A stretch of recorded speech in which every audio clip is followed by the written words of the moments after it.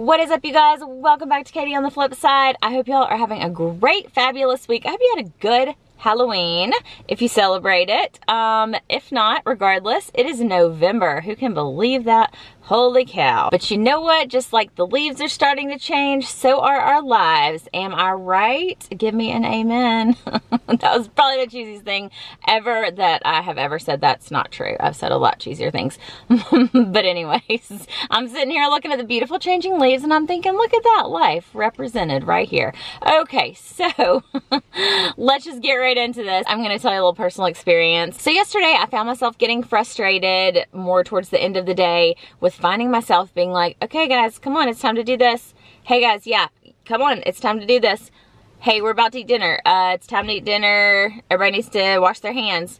Hey y'all, we need to wash our hands. Like, it's time to eat dinner. Come on, let's move. Like, nobody's moving. And if there's something that I have learned from this whole life-changing experience lately, one of the things that I've heard multiple times is if you find something that you continue to get frustrated with, that you're finding yourself going like, oh my gosh, this is driving me nuts, there's something that might need to change. A lot of times there's a limit or a boundary that needs to be set. And how many parents out there, or raise your hand, can go by the meme that I've seen going around that's like mom getting their kids out the door. Hey kids, put on your shoes, in the Mary Poppins voice. 15 minutes later, Batman voice, everybody better get your shoes on now. And it just escalates because you feel like you have to get to that point.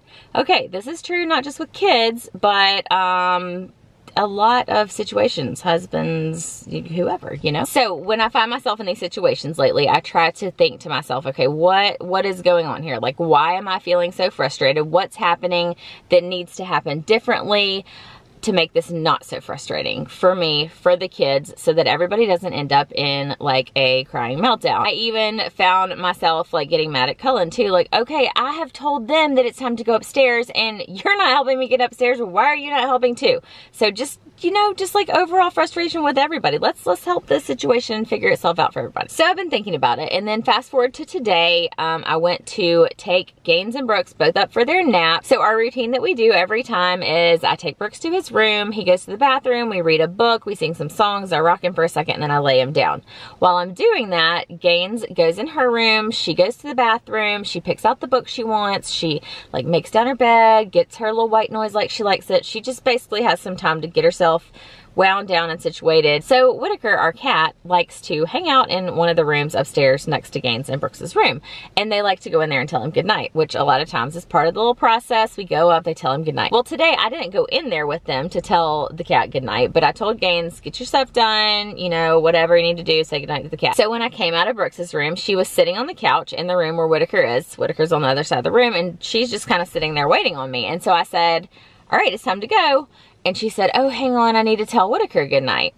And it had been about 10 minutes probably. And, you know, she's sitting there, so I know everything's done, things are ready. And so I said, no, Gaines, you had time to do that. It's time to go to your room and go to bed. Because a lot of times if you're a parent dealing with bedtime, nap time, whatever, you're like, y'all need to quit stalling with every single thing and we're just all going to go to bed because you're all tired and grumpy and mama needs a break. So she starts walking over to where Whitaker is, which my first thing I said was, no, you need to go to your room. Like, we need to come to your room. It's time to go to bed. You had time to tell him goodnight. So she starts walking over there. I'm like, Gaines, I said, no, not right now. You had time to tell him goodnight. You didn't tell him goodnight. Let's walk to your room and go to bed. And so then, you know, the like pouty face and but I just wanted to tell him goodnight. Well, you had time. You were just sitting on the couch chilling. You could have told him. He's sitting right there. You're sitting right here. You could have been telling him goodnight. Well, this upsets her. And my first inclination is to be like, okay, fine, just tell the cat goodnight. Because that is very often what happens. Because you feel bad, you feel guilty. You're like, well, she just wants to tell the cat goodnight. Like, that's so sweet and that's sad. And whew, this is where we get ourselves in trouble. This is where we are training our children in ways that don't necessarily help them out in life. I think previously my first thought would have been, no, she needs to listen the first time I told her to do something. I said, we're going to your room and you need to come to your room and you're not listening. While that is an important part of it, yes, I do want to teach that. However, this has been so heavy on my mind lately of how I feel like I have not done a good job for myself in setting boundaries that I feel like I want to make sure that they're prepared for what life is gonna be like and what would have been accomplished if I had said, okay, fine, just go tell the cat goodnight. She would probably drag it out a little longer because she doesn't want to go to bed yet, because kids, naps, they don't want to do them. I would have been like, okay, come on, let's go. I'm getting frustrated because you're taking your time. She would have gotten, who knows, satisfaction of maybe she got to pet the cat. Good, that's fine if that's all it was.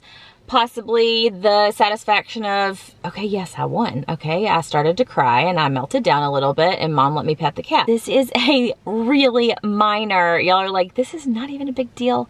You're talking about your kid wanting to pet the cat. But that's where it starts. That's where the important lessons start. And that's where you teach these things to your children, to yourself, to whoever, in the easy, small situations, so that when bigger things come up, it's not as hard. Or when you're out in a restaurant and something similar happens, no, I want to stay and look at the fish tank in this restaurant, I don't want to leave, and then a meltdown occurs. That's when they've had practice, you've had practice, you know what the outcome is going to be. And so it's not as difficult in the harder situation. Okay, so we ended up with me saying, Gaines, you had plenty of time to pet the cat. It's time to go to your room. It didn't get heated. Nobody yelled. It didn't turn into a major drama. Now, drama, she was crying and she was upset about it. And I said to her calmly, I said, Gaines, you had plenty of time to tell him goodnight. You know the routine. We do this every day. When I come out, it's time to go to your room. And it was your decision that you didn't tell him goodnight. It was not my decision. You had the time to tell him goodnight and you chose not to use that time to tell him goodnight. And now here goes bedtime. It's time to go. Learning to do things within the limits of the time that you have is so important. And I don't see this necessarily as something of me punishing her because she didn't do what I said. I see it as a natural consequence of her not using the time that she had to accomplish what she needed to accomplish. Was that me being selfish?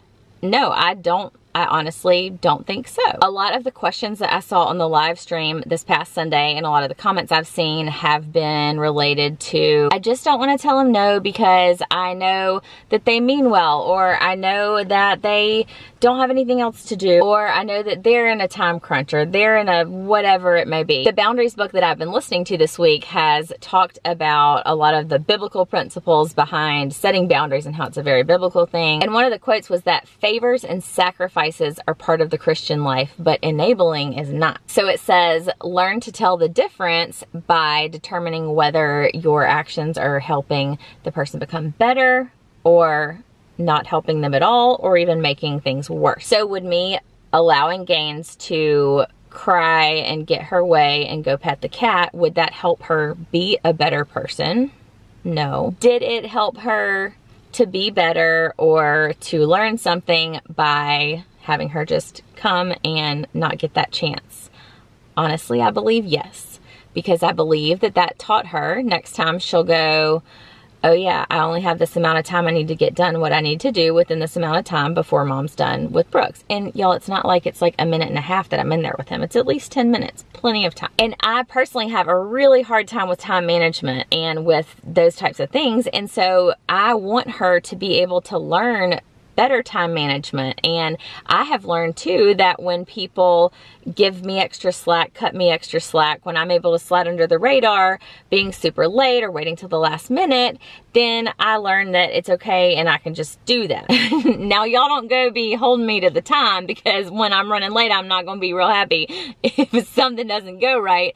But y'all know, I mean, everybody needs to learn things, right? So worrying that something is going to hurt somebody's feelings is definitely a valid concern. You don't want to hurt people's feelings, and that's not a good thing to just like want to hurt people's feelings, but you also want to make sure that what you're doing is not only because you don't want to hurt their feelings. If it's something that you need, like I did need her to get to bed and take a nap, because one, she was tired, she needed rest, and two, I needed to work and I had things that I needed to do, and it wasn't a necessity that she continued taking longer to pet the cat. Okay, the camera battery died, but basically what this comes down to is setting a boundary for yourself that you are not going to allow your taking in of other people's emotions and taking on other people's emotions as keeping you from setting your boundaries, from taking on a responsibility that is not yours. Was it my responsibility for her to get to pet the cat?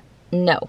It was her responsibility. It was her decision not to pet the cat. And this is a super simple example, but take this and put it with your situation. Sometimes by giving in and going along with something that we have told ourselves we're not going to, or had our mindset a different way, we're actually hurting the other person. There were a couple of examples in the book about a work situation where one employee would take on responsibilities of another employee because that person would have not had time to get their stuff finished, or they would have, you know, spent time doing something else that they shouldn't have, and then that person feels bad and doesn't want the company to look bad, and so they'll take on those responsibilities.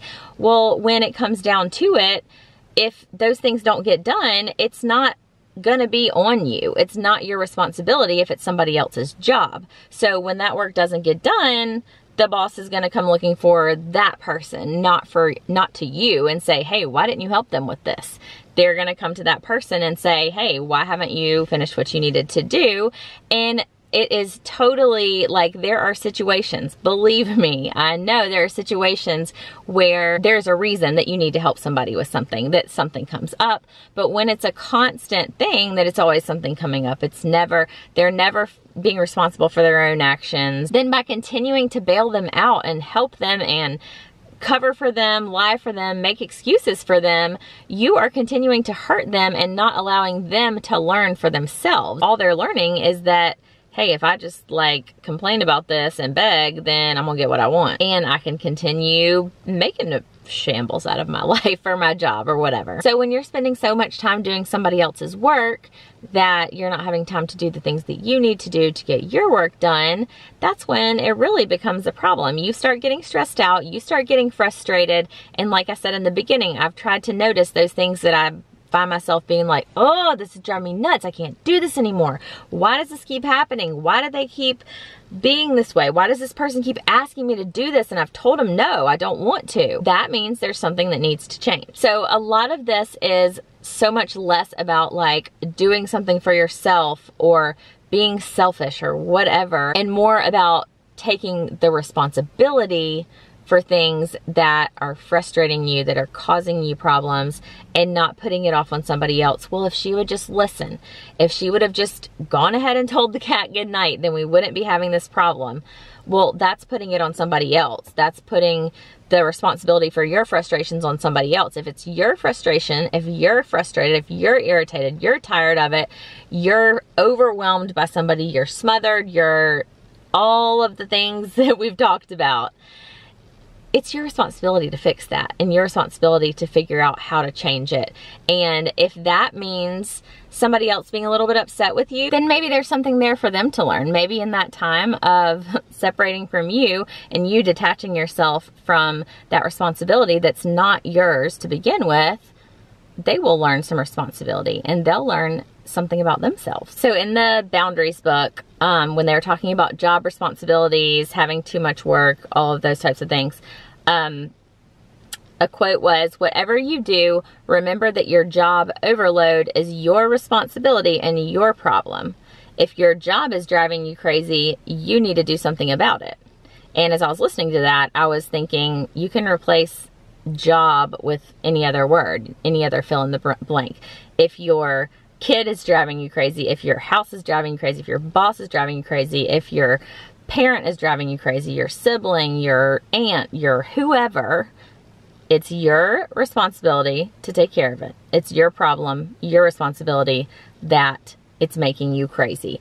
They are not making you crazy. You are allowing them to make you crazy. The quote goes on to say, own the problem. Stop being a victim of an abusive situation and start setting some limits.